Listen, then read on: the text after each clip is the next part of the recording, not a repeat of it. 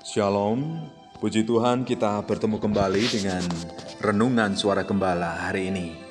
Bapa, semua kami nikmati hanya karena kemurahan dan anugerah Tuhan, kekuatan, kesehatan, dan juga pemeliharaan. Oleh karena itu kami menaikkan syukur, terima kasih kepada Tuhan. Hari ini kami akan kembali mendengar dan merenungkan firman Tuhan. Berbicaralah Tuhan, walaupun sederhana, kami mau belajar untuk memahaminya. Terima kasih Tuhan Yesus, haleluya, amin. Tema firman Tuhan yang kita renungkan hari ini adalah merendahkan diri dari kitab Yunus pasal yang ketiga, ayat 8 sampai ayatnya yang ke-10. Demikian firman Tuhan. Haruslah semuanya, manusia dan ternak, berselubung kain kabung dan berseru dengan keras kepada Allah. Serta haruslah masing-masing berbalik dari tingkah lakunya yang jahat dan dari kekerasan yang dilakukan. Siapa tahu, mungkin Allah akan berbalik dan menyesal serta berpaling dari murkanya yang bernyala-nyala itu sehingga kita tidak binasa. Ketika Allah melihat perbuatan mereka itu, yakni bagaimana mereka berbalik dari tingkah lakunya yang jahat, maka menyesallah Allah karena malapetaka yang telah dirancangkannya terhadap mereka, dan ia pun tidak jadi melakukannya. Mendengar firman Tuhan, merendahkan diri, dan bertobat, itu bisa menyentuh hati Allah dan juga mengubah sikap hati Allah terhadap kita yang semestinya kita layak dihukum. Jadi itu akan memunculkan belas kasihan.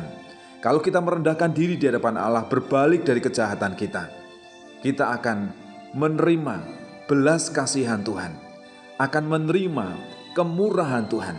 Niniwe adalah satu kota yang memberontak hidup dalam dosa, dan Tuhan mengutus Yunus untuk memperingatkan Niniwe karena mereka sudah ditetapkan untuk dihukum.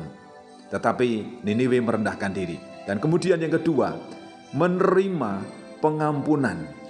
Kalau kita merendahkan diri seperti kota Niniwe, berpuasa, merendahkan diri di hadapan Tuhan, meminta ampun, kita juga akan menerima pengampunan.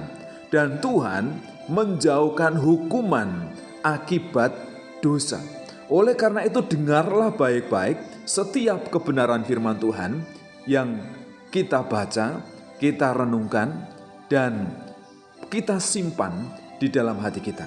Supaya firman itu menjadi rema, kita hidup di dalam firman, dan firman itu ada di dalam hidup kita.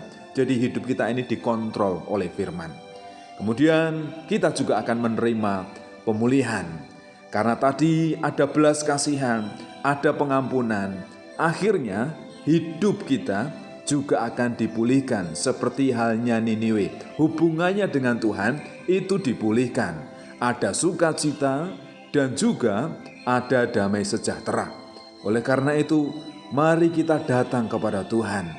Mari kita menyembah Tuhan, mengakui segala kekurangan dan keterbatasan kita, memohon kekuatan, hikmat akal budi, kebijaksanaan, pimpinan, dan penyertaan Roh Kudus di dalam setiap langkah kaki kita dan seluruh aktivitas kita.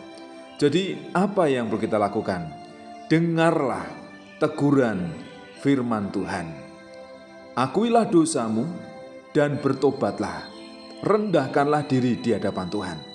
Dan yakinlah kalau kita merendahkan diri di hadapan Tuhan, pasti Tuhan akan berbelas kasihan. Ia akan memberikan kasih karunia. Ia akan memberikan pengampunan. Ia akan memberikan pemulihan. Dan tentu juga berkat-berkat Tuhan itu diberikan dan disediakan untuk kita. Oleh karena itu, bersyukurlah kepada Tuhan. Ketika kita mengakui dosa, bertobat, dan merendahkan diri di hadapan Allah, belas kasihan dan pengampunannya itu nyata dan sempurna bagi setiap orang percaya. Sungguh luar biasa firman Tuhan yang kami dengar saat ini Tuhan. Kalau kami belajar meneladani seperti kota Niniwe, masyarakat yang ada di sana, ketika mendengar firman Tuhan yang disampaikan oleh Yunus bahwa Tuhan akan menghukum akibat dosa-dosa mereka merendahkan diri, menggunakan kain kabung sebagai lambang merendahkan diri di hadapan Allah. Mereka berpuasa dan berseru dengan sungguh-sungguh kepada Tuhan, meminta pengampunan, dan Tuhan akhirnya menyatakan belas kasihan. Tuhan memberikan pengampunan dan juga Tuhan memberikan pemulihan atas kota Niniwe. Sehingga kota Niniwe yang awalnya ditetapkan untuk dihancurkan, untuk dibinasakan, tetapi akhirnya dipulihkan dan diberkati oleh Tuhan. Kami rindu merespon firman Tuhan yang kami dengar, yang kami renungkan dengan sikap yang tepat untuk mendengar, taat melakukan dengan setia. Supaya kami juga layak untuk menerima belas kasihan Tuhan, untuk menerima pengampunan dari Tuhan, dan juga menerima pemulihan dari Tuhan. Terima kasih Tuhan, ajarlah kami, tegurlah kami, bentuklah kami. Kami rindu hidup kami ini semakin layak dan berkenan di hadapan Tuhan. Terpujilah namamu, di dalam nama Bapa, Putra, dan Roh Kudus. Haleluya. Amin.